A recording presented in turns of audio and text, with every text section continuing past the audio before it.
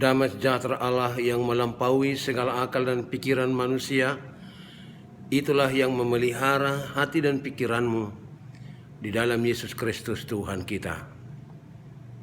Amin.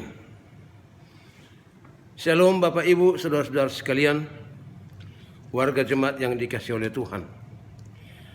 Hari ini kita sudah memasuki minggu ketiga November 2020. Beberapa minggu ke depan kita sudah memasuki suasana Natal. Tanpa terasa tahun 2020 sebentar lagi akan berlalu dan tidak pernah kembali untuk selama-lamanya.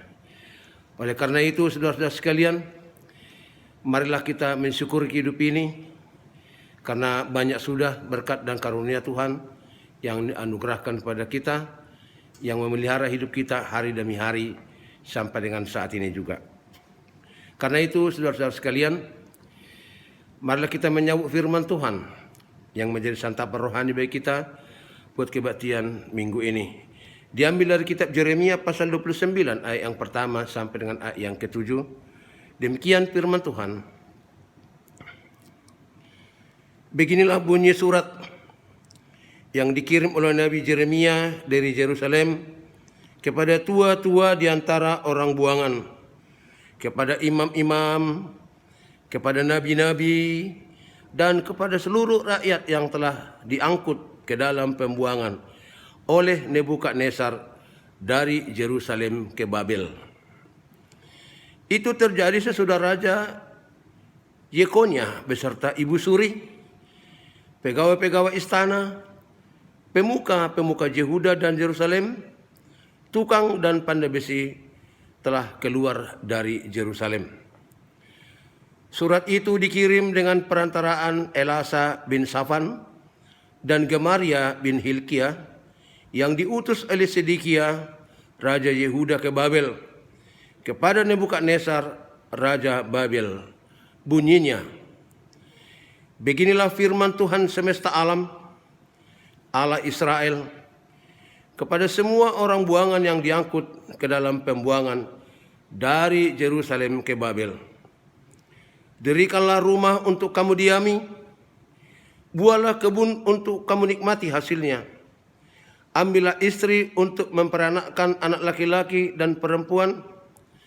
Ambilkanlah istri bagi anakmu laki-laki dan carikanlah suami bagi anak-anakmu perempuan, supaya mereka melahirkan anak laki-laki dan perempuan, agar di sana kamu bertambah banyak dan jangan berkurang. Usahakanlah kesejahteraan kota kemana kamu akan aku buang. Dan berdoalah untuk kota itu kepada Tuhan, sebab kesejahteraannya adalah kesejahteraanmu. Demikian pembacaan nas khotbah kita hari ini. Ibu bapak, saudara-saudari yang dikasihi Tuhan Yesus, pelanggaran umat Israel terhadap firman Tuhan dan hukum-hukumnya telah mengakibatkan bangsa itu menerima hukuman dari Tuhan. Dan hukuman itu terbagi dalam dua bagian, yang antara lain adalah: pertama, para imam, tokoh-tokoh masyarakat, orang-orang kaya, dan orang-orang bijak dibawa ke pembuangan Babel, di mana Nebukadnezar berkuasa. Kedua, sebagian lagi masyarakat Yehuda tetap tinggal di negerinya, dan setiap hari mereka merasakan intimidasi dari penjajah, dan juga mereka menderita kelaparan, penyakit, dan masalah-masalah lain. Yeremia mengirimkan surat kepada bangsa Yehuda di pembuangan itu, terutama kepada para imam dan tokoh-tokoh yang terbuang itu, dengan maksud agar mereka menyadari bahwa apa yang telah mereka alami itu adalah merupakan akibat dari kesalahan mereka sendiri. Para tokoh-tokoh bangsa dan pemimpin-pemimpin umat Yehuda tidak membawa mereka ke jalan kebenaran Tuhan, sehingga rakyat pun turut menderita. Namun akan ada waktunya nanti bahwa penderitaan mereka akan diakhiri Tuhan, jika mereka kembali ke jalan Tuhan yang benar itu, dengan penyesalan, dengan doa, dan iman yang sungguh-sungguh. Maka Tuhan sendiri kelak yang menjadi pelaku pembebasan itu atas umat Yehuda itu sendiri. Saudara-saudara yang dikasihi Tuhan Yesus, inti dari surat Yeremia ini sebenarnya adalah merupakan perintah dari Tuhan. Perintah yang harus diteruskan Yeremia kepada bangsa Yehuda, supaya mereka memperhatikan etika hidup di mana mereka tinggal.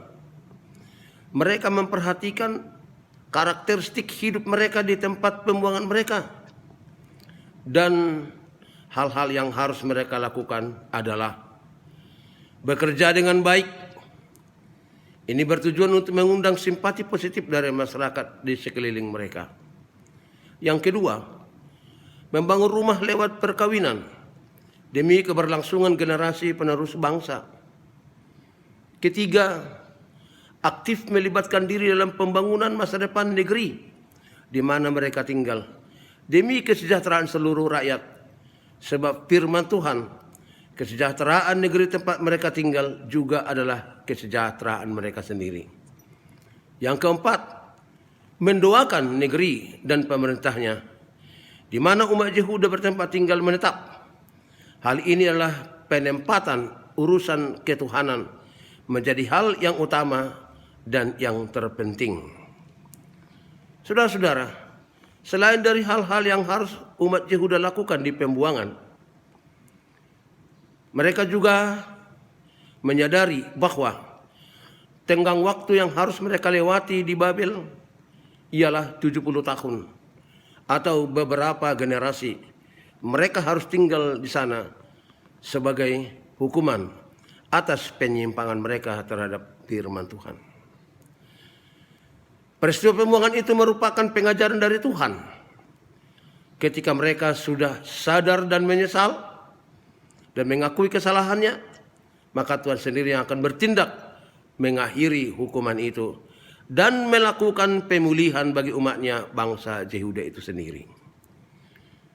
Pokok perintah dari Tuhan yang harus dilaksanakan ialah menyangkut tentang sikap dan tindakan yang mesti mereka tampilkan sebagai tanda bahwa umat Yehuda itu sudah bertobat, sudah mau mentaati firman Tuhan, meskipun mereka masih dalam pembuangan. Mendirikan rumah, membuat kebun menjadi hal pokok untuk hidup sehari-hari. Menikahkan putra-putri umat Yehuda bermaksud untuk kesinambungan keturunan generasi. Hal ini juga menyangkut dengan rencana Tuhan yang akan menjadikan umatnya menjadi bangsa yang besar. Maka jumlah mereka jangan sampai berkurang. Kemudian mengusahakan kehadiran kota tempat mereka tinggal dan juga mendoakan pemimpin-pemimpin dan pemerintahnya. Demikianlah Yeremia menyurati umat Yehuda di pembuangan atas perintah Tuhan. Hal ini saudara-saudara merupakan hal yang berkaitan langsung dengan kehidupan keseharian kita, di mana kita tinggal sebagai warga negara.